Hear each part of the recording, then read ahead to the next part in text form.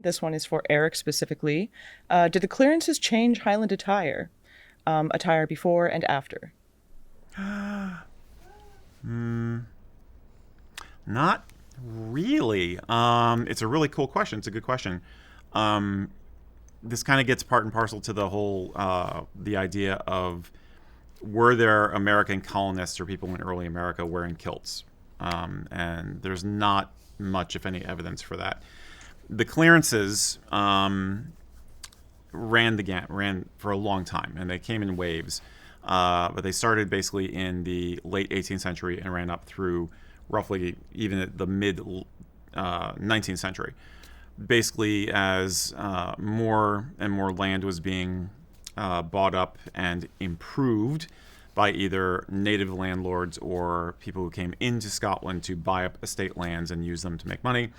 And they realized that sheep were more profitable than cattle and humans.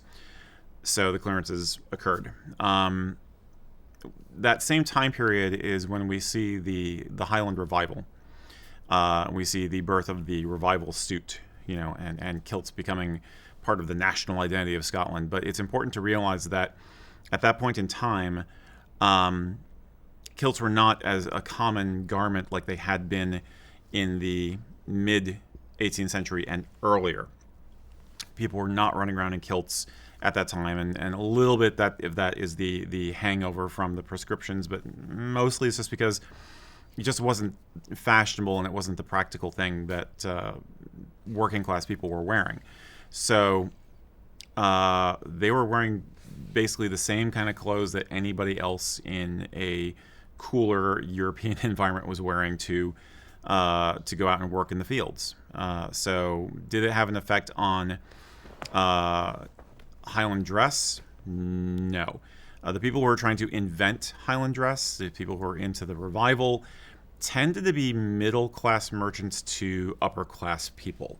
Sir Walter Scott and it's the people who had the time and the money to play around with it, had the resources, and romanticized it for better or for worse, as opposed to the poor schmoes, who, the crofters, who were basically just wearing one set of clothing their entire life, and so you would have plaids, you would have shawls, you had tartan fabric, but you did not really have the sense that it's not like you had some guy dressed as Jamie Fraser from Outlander, and then loses his land and starts wearing trousers. It wasn't like that. It wasn't dramatic or anything like that.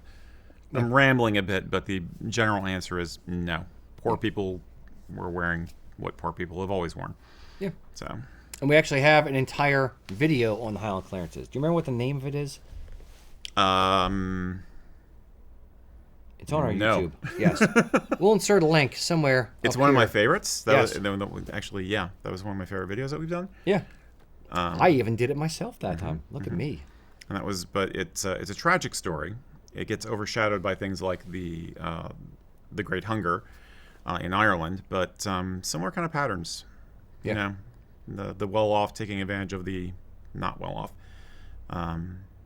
But yeah, it didn't really have an impact on fashion. Now, I would say that it probably had a huge impact on other aspects of the culture, like music, cuisine, stories, and obviously just the immigration itself.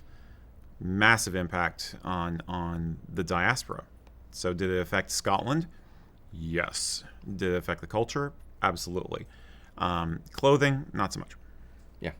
And thank God we are beyond the times when those who are more well off no longer take advantage of those who are less well off.